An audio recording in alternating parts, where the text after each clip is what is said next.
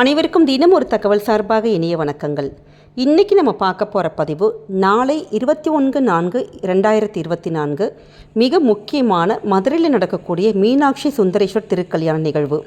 வருஷத்துக்கு ஒரு தடவை நடக்கிற அந்த நிகழ்வானது ரொம்ப ஒரு கண்கொள்ளா காட்சியாக இருக்கும்.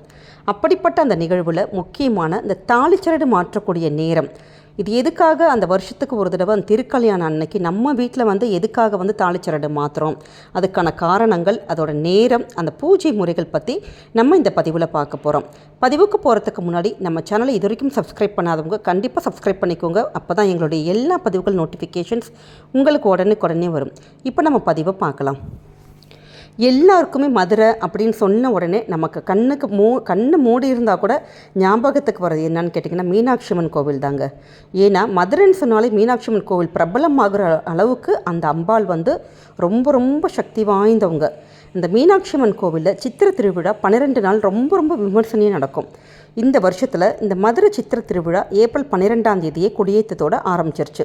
இந்த திருவிழா மொத்தம் 12 நாள் நடக்கும். இந்த நாளில் மதுரையே ரொம்ப கோலாகலமாக ரொம்ப ஒரு பெரிய விழாலாம் எப்படி பண்ணுவாங்க, செலிப்ரேட் பண்ணுவாங்க. அது மாதிரி அங்கே மதுரை மக்கள்லாம் அவ்வளோ ஒரு சந்தோஷமாக அந்த கோவிலுக்கு போகிறதும் அந்த திருவிழாக்கள் பார்க்குறதுக்கு இந்த லீவு வேறு விட்டுருப்பாங்களா, அதை சுற்றிலையும் உள்ள ஆளுங்க எல்லாருமே, அந்த கிராம மக்கள் எல்லாருமே வெளியூர்லேருந்து அந்த கோவில் அப்படியே ஜேன்னு பார்க்குறதுக்கே அப்படியே கண்ணுக்கு அப்படியே நிறைவாக இருக்கும்.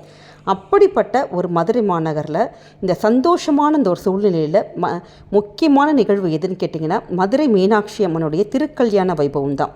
இந்த திருக்கல்யாண வைபவம் என்றைக்கு நடக்குதுன்னு கேட்டால் நாளை ஏப்ரல் 21ஆம் தேதி அன்னைக்கு நடக்குது.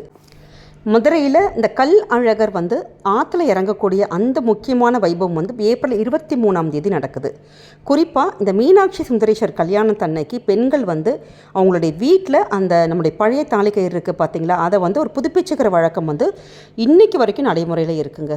அப்படிப்பட்ட அந்த கல்யாணம் அன்னைக்கு, அதாவது மீனாட்சி திருக்கல்யாணத்தன்னைக்கு சுமங்கலி பெண்கள் தங்களுடைய தாலிக்கயிறு எந்த நேரத்தில் மாற்றணும், எப்படி மாற்றணும், அதுக்கான நமக்கு வீட்டில் வச்சே நம்ம பண்ணுறதுக்கான சின்ன ஒரு பூஜை முறைகள், அதை தான் இந்த பதிவில் பார்க்க போகிறோம். நாளைக்கு ஞாயிற்றுக்கிழமைங்கிறதுனால காலையில் எழுந்திரிச்சு நீங்கள் சுத்தபத்தமாக குளிச்சு நம்முடைய பூஜை அறையை நீங்கள் நல்லா சுத்தமாக இது பண்ணிவிட்டு நீங்கள் ஒரே ஒரு தீபம் மட்டும் ஏற்றி வச்சுருங்க. இந்த திருக்கல்யாண நேரத்திற்கு முன்னாடியே உங்களுடைய தாலிச்சரடு, நம்முடைய குடும்பத்து பெண்கள் உங்கள் வீட்டில் பெரியவங்க இருந்தாங்கன்னா அவங்கக்கிட்ட சொல்லி நீங்கள் கூட ரெடி பண்ணிக்கலாம்.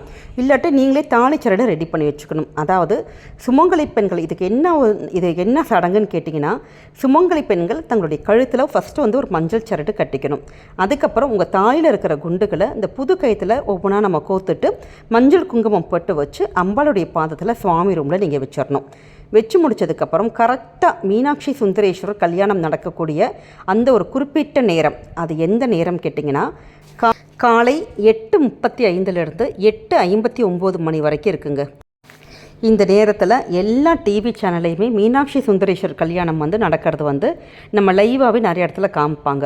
அந்த இதை நீங்கள் பார்த்துட்டு கூட அந்த நீங்கள் அம்பாளுக்கு எப்போ கரெக்டாக அந்த திருமாங்கல்யம் சாத்துறாங்களோ அந்த நேரத்தில் கூட நீங்கள் உங்களுடைய பூஜை அறையில் உங்களுடைய கழுத்தில் நீங்கள் இதை அணிஞ்சிக்கலாம். அப்படி இல்லை நாளைக்கு ஞாயிற்றுக்கிழமைங்கிறனால உங்களுடைய கணவர் இருந்தார்னா பக்கத்தில் உங்களுடைய கணவருடைய கையாலே இந்த திருமாங்கல்யத்தை நீங்கள் எடுத்து கட்டிவிட சொல்லலாங்க. உங்களுடைய தாலிச்சரடு முழுக்க இப்போ தங்கத்தில் இருக்குது, எங்களுக்கு மஞ்சள் கயிறு மாற்றுகின்ற பழக்கம் இல்லை, அப்படி இருக்கிறவங்க நாங்கள் என்ன பண்ணுறது அப்படின்னு நீங்கள் நினச்சிங்கன்னா உங்களோட கழுத்தில் ஒரே ஒரு மஞ்சள் சரடு மட்டும் ஃபஸ்ட்டு கட்டிட்டு கழுத்தில் தங்கத்தாலி போட்டிருப்போம் பார்த்திங்களா, அந்த தங்கத்தாலியை நீங்கள் எடுத்துகிட்டு நல்லா சுத்தம் பண்ணிக்கணும். இல்லாட்டி கொஞ்சோண்டு ஒரு சின்ன ஒரு பவுலில் பால் கொஞ்சோண்டு விட்டுட்டு கொஞ்சம் தண்ணி மட்டும் விட்டுட்டு நல்ல ஒரு தடவை நம்ம கழுகி சுத்தம் பண்ணிட்டு அம்பாலோட உங்களோட வீட்டில் சுவாமி படம் இருக்கும் பார்த்திங்களா, அந்த படத்துக்கு முன்னாடி வச்சுருங்க. அவ்வளோதான். வச்சுட்டு கரெக்டாக மீனாட்சி சுந்தரேஸ்வர் அந்த கல்யாணம் நடக்கிற அந்த நேரம், இல்லாட்டி டிவி சேனலில் நீங்கள் பார்த்தாலும் பரவாயில்ல, அந்த எப்போ அந்த தாலி கட்டுறாங்களோ அந்த ஒரு நேரத்தில் இந்த தாலிச்சரடை நீங்கள் திருப்பி உங்களுடைய கணவர் கையால் நீங்கள் அணிஞ்சு உங்களுடைய கழுத்தில் இந்த தாலியை கட்டிக்கிட்டவுடனே இந்த கழுத்தில் மஞ்சள் சரட்டு கட்டியிருப்போம் பார்த்தீங்களா, அதை நீங்கள் அவுத்து சுவாமியோட பாதத்திலே பூஜை அறையில் வச்சுக்கோங்க. இந்த முறையில் நாளை நம்ம மீனாட்சி திருக்கல்யாண வைபவத்தோட அந்த நாளில் அந்த நேரத்தில் நம்ம புதுசாக அந்த தாலி நம்ம கட்டிக்கிட்டோன்னு வச்சுக்கோங்களேன், மஞ்சள் சரடை நம்ம கட்டிக்கிட்டோன்னா நிச்சயம் மீனாட்சிக்கு எப்படி சுந்தரேஸ்வரர் மீது அளவு கடந்த அன்பு இருக்கோ அதே மாதிரி ஒவ்வொரு கணவன் மனைவி நம்ம ரொம்ப அந்யோன்யமாக இருப்பாங்கங்கிறது ஒரு ஐதீகம். அது மட்டும் இல்லாமல் தீர்க்க சுமங்கல யோகம் தரக்கூடிய மிக அற்புதமான நாளுங்க. அம்பாலோட ஆசீர்வாதத்தால் நம்முடைய குடும்பம் ரொம்ப சந்தோஷமாகவும் ஒற்றுமையாகவும் கணவன் மனைவி ரொம்ப அந்யோன்யமாக இருப்பாங்க. அது மட்டும் இல்லாமல் கணவன் மனைவிக்கு இடையே வந்து அந்த ஒரு ரிலேஷன்ஷிப் இருக்குது பார்த்திங்களா, அது இன்னும் வந்து அந்த பாண்டிங் நல்ல ஸ்ட்ராங் ஆகி இன்னும் ரொம்ப வளம் பெறுங்கிறதுனால தான் நம்முடைய முன்னோர்கள் வந்து இதுக்கு முன்னாடியே இந்த ஆதி காலத்திலேருந்தே இந்த ஒரு விஷயத்தை சொல்லி வச்சுருக்காங்க. அதனால் உங்களுக்கு புதுசாக இப்போ தான் திருமணம் ஆகிருக்கு அப்படிங்கிற ஒரு பட்சத்தில் நீங்கள் வந்து தாலி சரடை மாற்றணுங்கிற ஒரு அவசியம் கிடையாது. இப்போ சரடு மாற்றணுங்கிற சூழ்நிலை இருக்கிறவங்க இந்த வழிபாட்டை நீங்கள் பண்ணிக்கலாம்.